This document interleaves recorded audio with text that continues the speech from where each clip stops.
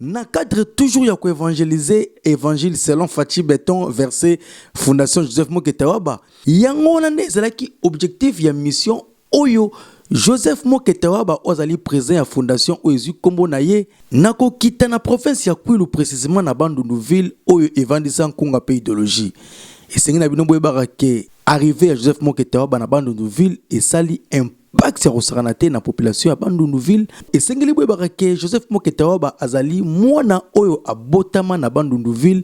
Moto na ye ekundama awa pe azali natif ya Bandundu ville avec impact na idéologie.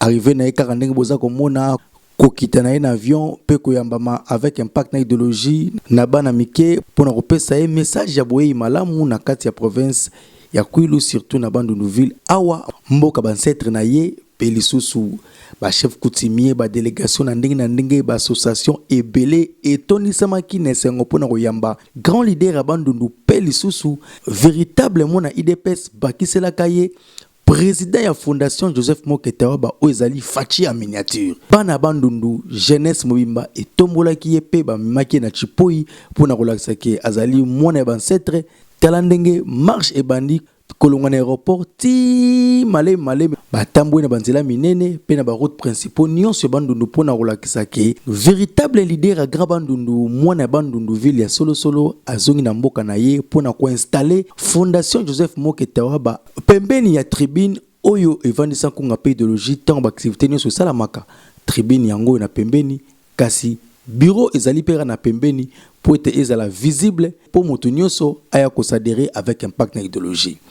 Carnaval botala bino moko population ba drapeau ya IDPS po yazali mwana ya IDPS cadre monene ya IDPS pe lisusu ba banderole ya fondation na ba structure na ndenge oyo yi koyamba ye pona kolakisa soutien pe attachement na bango na fondation Joseph Moketawaba surtout na chef de l'état garant de la nation Félix Antoine Tshisekedi Tshilombo oyo pe atindaki Joseph Moketawaba po aya kotala pe romona ayoka population na ye ya Bandundu batinda ba message na ba memo po ete mbala simeza koya mabongisa minene kosala mapona ko bongisa pe kotombola Grand Bandundu surtout matali nzela ya kobongisa po ete population ya Bandundu balata vraiment kimia pe basepela na pouvoir na bango o baza ko mériter na ko jouir nango o ezali pouvoir ya Félix Antoine Tshisekedi Tshilombo oyo yemoko les Fangs B52 le vieux Mukongo Koba Etienne Tshisekedi wa Mulumba atikaka mubange na base awa na Bandundu ville pona kolakisa ke ezali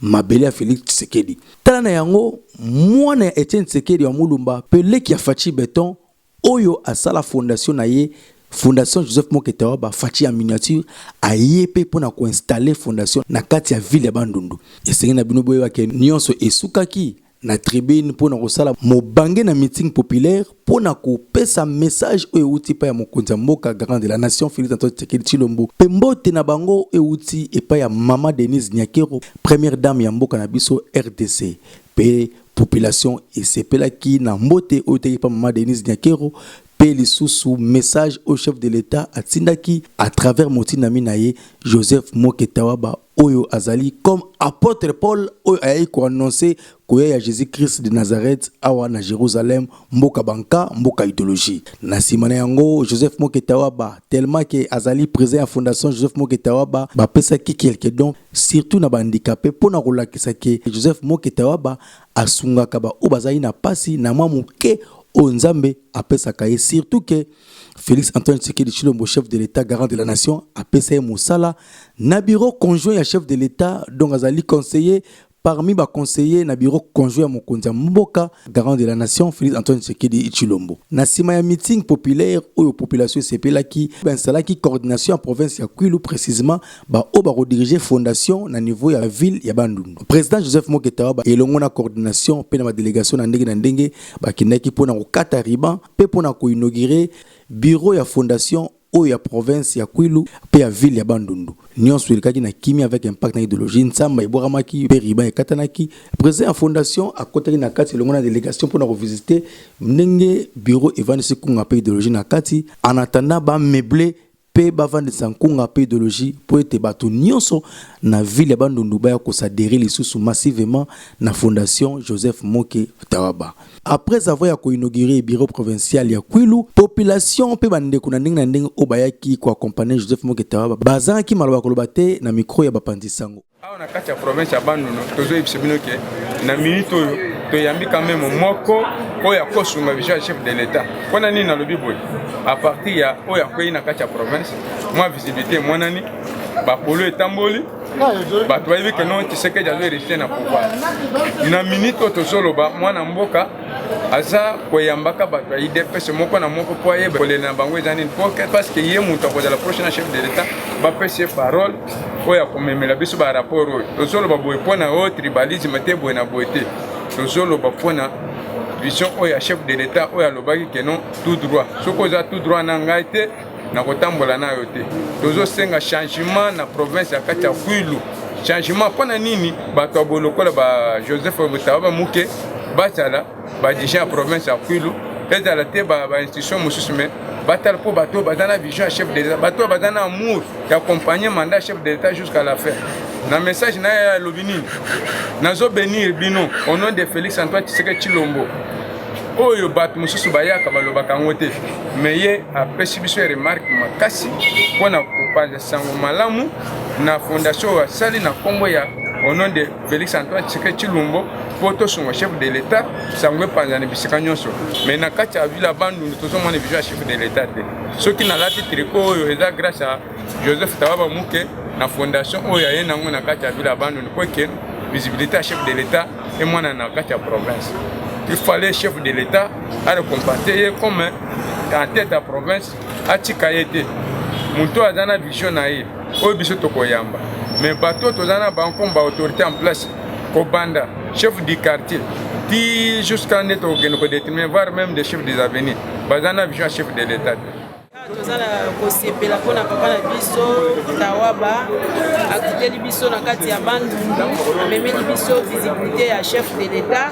tosepeli makasi bino moko kozomona bokolanda na baimage tosepeli makasi biso toza bamama oyo toza baligue de la femme na kati ya Bandundu toza ligue de femme de Bandundu tosepeli mingi mpona papa na biso Tawaba akiteli biso komemela biso sango ya chef de l'état toza na besoin ya mama na biso Denise Bandundu président nano akoma te baprésident na biso baleka awa abanyata Bandundu te bayebi Bandundu te toza na besoin ya président na biso papa Fati azotambola na baprovince nyonso akita na province ya Bandundu toza na besoin na ye papa tovota yo pamba te tovota yo potambola na baprovince nyonso oya kota na province ya Bandundu bamama bazolela yo bamama tozozela mama na biso Denise akitela biso na Bandundu papa na mama Bandundu eza ya bino.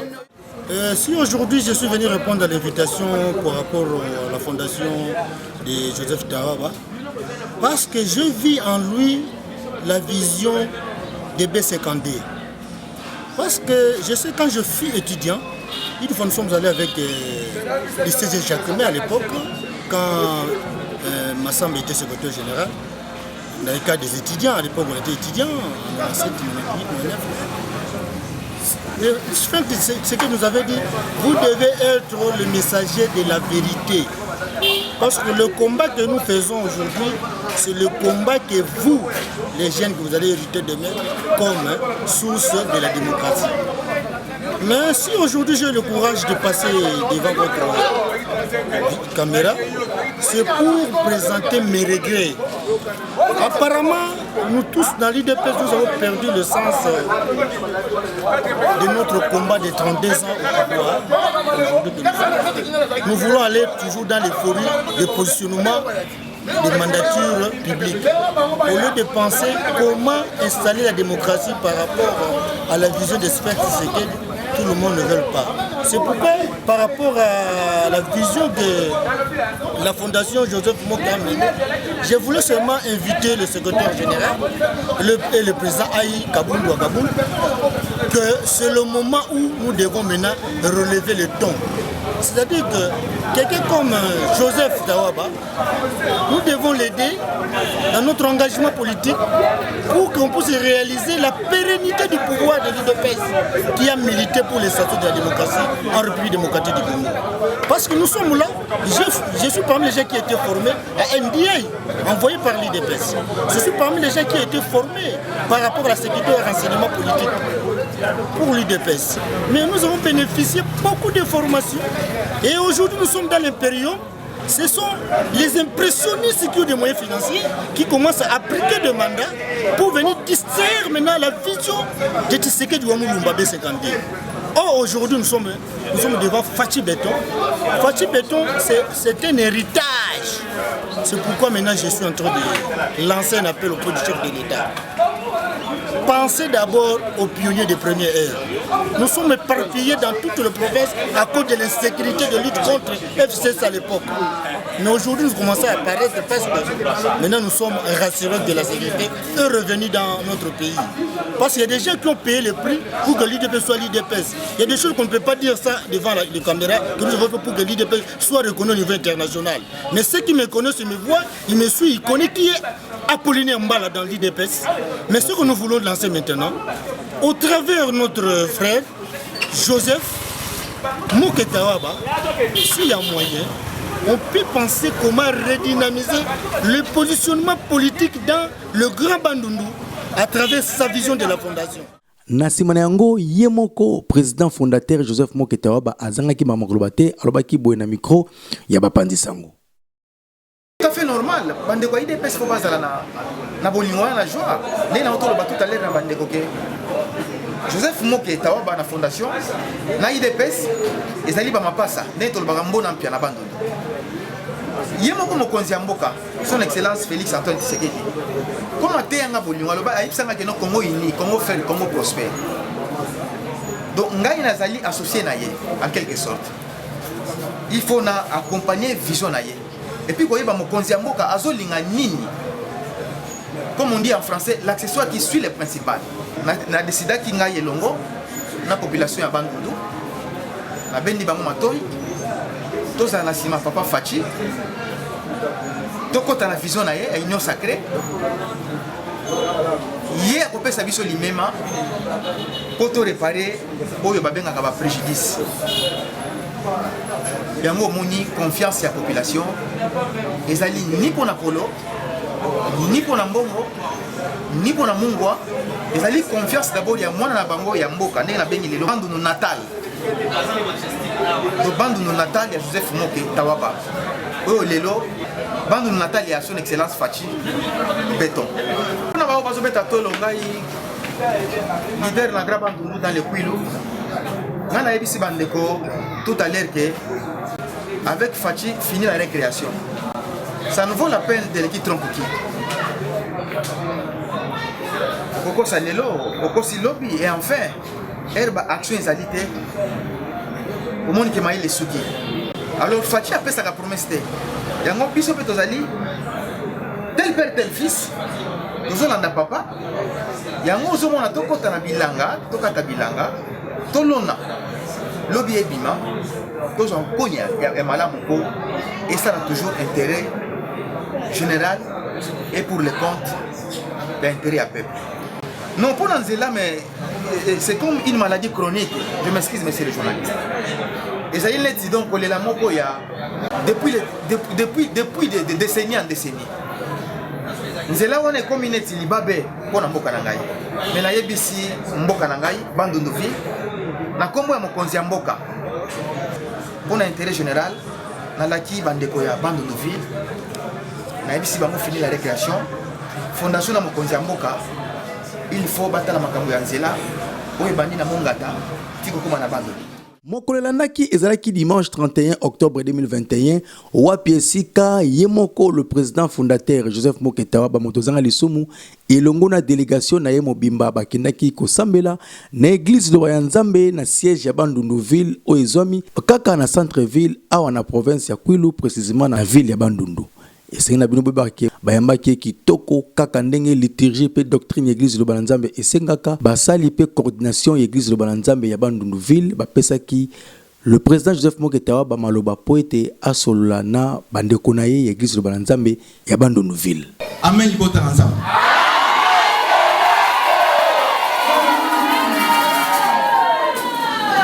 Merci. D'abord, nous représenté par esquisse parce que secret à papa Nabiso Paul Dominique et Ali Komi Kitisa. Simplicité et Ali secret Nabiso. Ngai na telemi liboso na bino nazali na kombo ya Joseph Moketawa na botami awa na Bandundu-Ville. Nazali mwana ya liloba depuis l'université de Kinshasa. Vie ezalaki PTT na Bandundu, vie ezalaki ya pasi. Na lobi mbisi awa, na teka pondu awa. Ngai na marché ya Binkumu. Amen libota na nzambe. Avant na pesa moi message, oye inanga na kati na Bandundu. Témoignage et ali secret et pouvoir spirituel de papa Paul Dominique. Namatete Namboloko, cher cordon, je n'oublie jamais, c'était le 22 2004. Papa Nangai Paul Dominique a pesa ngai. Masakoli moko to lobi prophétie. Des fois ngai moko na banda ko ima. Nazolo ba prophétie ezali théâtre de chez nous bien ezali réalité. Papa Paul Dominique a yebisa kinga na kozala moko parmi ya bakonzi makasi na kati ya mboka. Et le lot tozali na kati na accomplissement tika tota to nkolo na biso. Pegi na moko ya chargé de projet na ngai na kombo ya ingénieur Jean-Pierre Lubanga na équipe restreinte bakozonga na Pegi pona kotongela ndako ya tata. Il est voué te pesa ka promesse te. Na ibisa ki cordon lobby. Mona ya solo ya nzambe. Amour ezali misala, ezali français ya malamu te, ki kongo te lingala te. Amour ezali misala e mona na tota to lankolo. Nazali mona ya liloba, contrat na biso na nkolo ezali à durée indéterminée. Papa Paul Dominique azali ya politique, mais azali moko ya conseil spirituel ya mokonzi ya mboka. Présence nangai na Bandundu. La qualité nangai ya conseiller principal, bureau conjoint à chef, c'est-à-dire cuisine interne à chef de l'État. Mona nangai ya lobby que oui, mingi ba lobby nga nazana Yesu mais bazala kana Yesu te. Na yati ko installer fondation Joseph Moke. Auto sali na principe moko intérêt général. Bana na nzambe osambela mingi lobi na moni cordon oyo nga na kosenga bizalika losambo tika na sala misala ya tata na koya komona etonga na so lipamboli lisusu misala ya tata emonana to installer bureau to bengi implantation nkolo akomisama eleki na kimia ba projet na biso ezali ya bilanga na kotala nzela oyo ezo ya milulu utongo midi pepo kwa nzela na biso ya mongata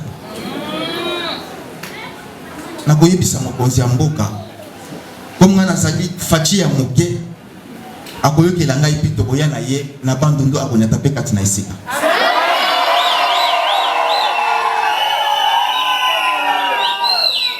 Encore une fois, merci beaucoup nkolo et le sambo papa na biso Paul Dominique apa mola biso.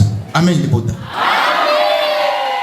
Tala boyende ezalaka bomoni pe boyoki mission ya Joseph Moketawa ba na province ya Kwilu ezalaki poete aya ko installer fondation na kati ya mabele na ye na Bandundu-Ville et puis objectif ezali fondation evanda na ba province nyonso ya RDC mobimba. Mission pe ya fondation ezali ko accompagner vision ya chef de l'État garant de la nation Félix Antoine Tshisekedi Tshilombo pour fondation Joseph Moketawa ezali faci en miniature. Fondation ezali apolitique kasi leader na yango azali politique na yango asengi na moto nyonso o akosadere na fondation Joseph Moketawa accompagner na sincérité nyonso vision ya chef de l'État garant de la nation pour après Bandundu-Ville akokita lisusu na ba province mosusu place fondation evandité pour être installé fondation et panzana mokili mobimba pour déjà na diaspora fondation evandité kunga pe idéologie na Congo central